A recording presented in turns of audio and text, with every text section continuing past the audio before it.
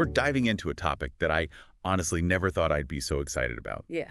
Creating a garden that can actually survive a cane corso. Yeah, I can see the challenge there. It's a bit like, how do you have a butterfly sanctuary with, like, a playful bulldozer running around? Exactly.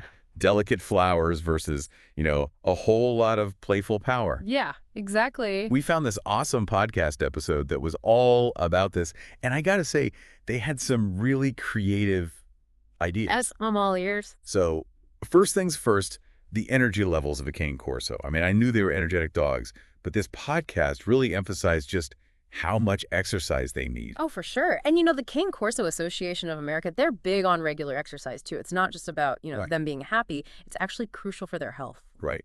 And the podcast tied that directly to the whole garden thing, because a tired cane corso is much less likely to be like, hey, look, a rose bush. I bet I can eat that. Makes sense. You're channeling all that energy into, well, not destroying your plants. Exactly. So we're not just protecting the garden. We're actually helping the dog be, healthy and happy. 100%. If you think about it, the garden's like an extension of your house, right? So it's got to be a space where they can play and explore safely. Okay, speaking of safety, let's talk fencing. Because cane corsos, those guys can jump. Yeah, that's not something you want to underestimate. Like, the podcast actually recommends at least a 6-foot fence. 6 feet. Okay, that's starting to sound less like a garden fence and more like Fort Knox. You got to contain that energy somehow. Yeah. But seriously, it's all about setting those boundaries and creating a safe space for, well, everyone. Makes sense. So we've got our fortress walls. Now what about the actual garden inside? I'm picturing like concrete everywhere so nothing gets trampled. Nope. No concrete jungle here. It's all about picking the right plants and pathways, too. Pathways, like for the dog. Yeah, it's like creating little doggy highways through the garden.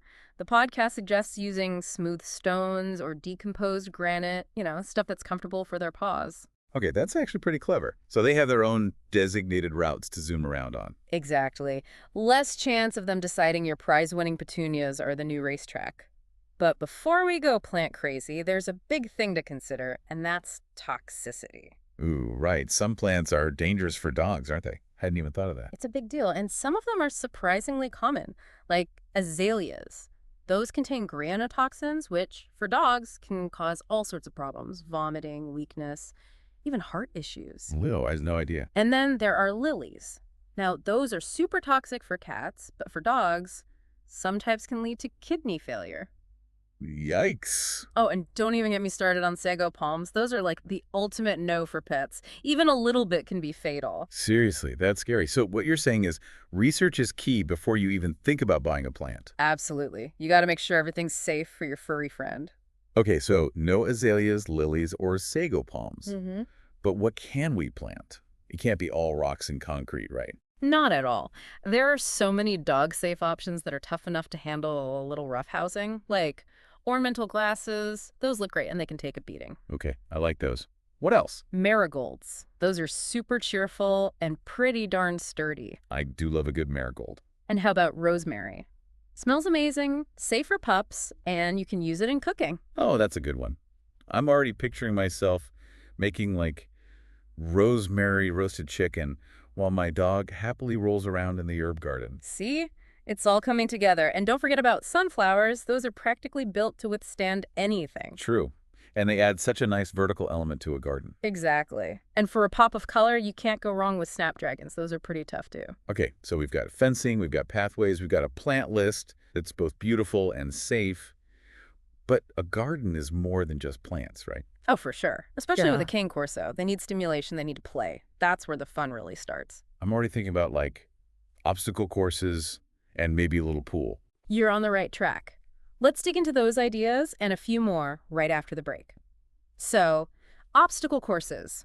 Brilliant idea. The podcast talked about using big rocks or logs, to create those challenges for your cane corso. Oh yeah, it's like a little agility course right in their own backyard. I can totally picture my dog loving that. Right. And it's great for them too, mentally and physically. Keeps them sharp. Speaking of keeping things fun, I was also thinking about a pool.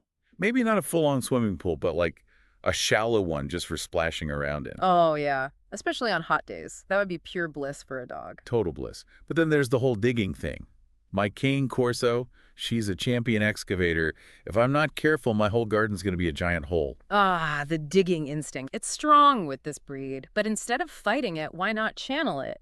The podcast suggested a designated digging zone. Okay, so like their own little sandbox, but for serious digging business. Exactly. You just section off a part of the yard, maybe fill it with some loose soil or sand, and let them go to town. That's a great idea. Yeah. It protects the rest of the garden. Yeah, And it gives them an outlet for that instinct. exactly. But let's be real, there are going to be plants you really don't want dug up.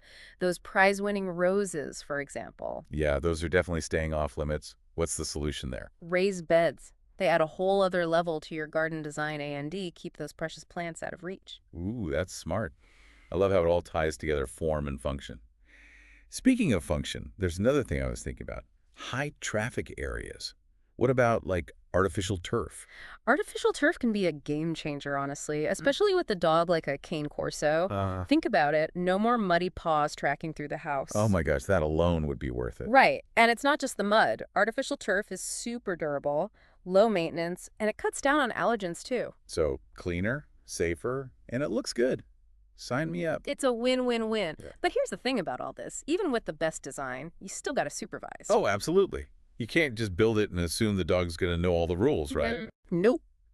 Think of it like this. You've created this amazing space. Now you got to teach them how to use it properly. Okay, so training is still key. Big time. And it's not about being strict. It's about positive reinforcement. Like, let's say your Cane Corso starts eyeing those roses again.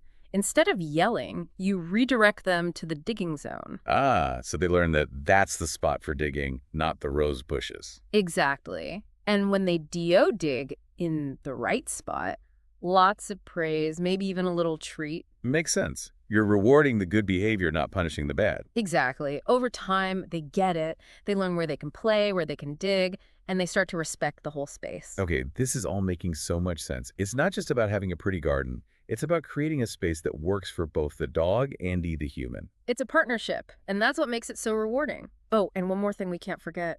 Fresh water. Of course. Especially with all that playing and running around. Maybe a cute little fountain. Love it. Hydration is key, and a fountain can be both functional and a fun design element. Okay, so we've got fencing, pathways, tough plants, activities, training, fresh water. I'm feeling pretty good about this whole Cane Corso-proof garden thing now. You should. It's amazing what a little planning can do. We went from potential disaster to, wow, this garden is going to be awesome. I know, right? It's not just about surviving the dog, it's about thriving together. But you know what? I think it's time we brought our listener into this conversation. What would your Cane Corso love to see in their dream garden? Let's hear those ideas. Yeah, let's get creative. Share your thoughts, pictures, anything. Head over to our social media and tell us all about it. I'm really feeling inspired now. We started with, how do I keep my garden from being destroyed? And now it's like, wait, this could be amazing for both of us. It's a total shift in perspective, right? And that's the cool thing about this deep dive. It's not just about problem solving. It's about seeing the potential. Exactly. And, you know, this isn't just for Cane Corso owners either. Anyone who's got a dog in a garden, they can use these ideas. Absolutely. It's about understanding your dog's instincts, like the digging, the running, and finding ways to work with those, not against them. I love that. So for our listeners who are out there maybe sketching out their own dog-friendly gardens, what would you say is like the biggest takeaway from all this? Biggest takeaway, I'd say it's to remember that you're creating a shared space. It's not just your garden, it's your dog's garden too. That's such a good point. And it goes beyond just like putting up a fence. It's about thinking about what your dog enjoys, what makes them happy. Yeah. Like we talked about digging zones, but maybe your dog is obsessed with water. So instead of a pool, you create a little stream or a pond. No, that's a great idea. Or maybe they love chasing butterflies, so you plant a butterfly garden. Exactly. It's about taking these basic principles and then like personalizing them for your dog. It's like a collaboration, a design project between you and your furry friend. I love that. So listeners, we want to hear from you. What would your Cane Corso's dream garden look like? Share your ideas, your pictures, anything. Head over to our social media and let's get inspired by each other. Yeah, let's see those creative gardens. And remember, have fun with it. This is about creating a space where everyone, furry or not, can enjoy being outside. That's what it's all about. Thanks for joining us for this deep dive. Until next time, happy gardening.